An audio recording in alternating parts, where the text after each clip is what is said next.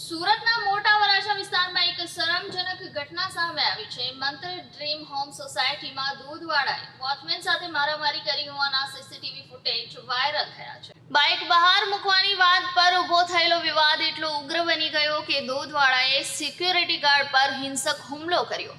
આ ઘટના લઈને સોસાયટીના લોકો ઉત્તરાયણ પોલીસ સ્ટેશને દોડી ગયા અને લેખિત અરજી કરી છે. આ મુદ્દે હવે પોલીસ શું પગલાં લે છે તે જોવું રહેશે.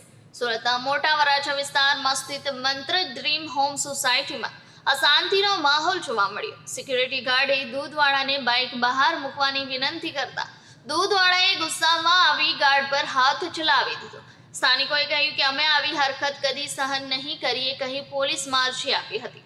હવે આ મામલો ઉત્તરાયણ પોલીસ સ્ટેશન પહોંચ્યો છે. પોલીસે ફરિયાદ લઈને કાર્યવાહી શરૂ કરી છે કે કેમ તે હજી સ્પષ્ટ થયો નથી.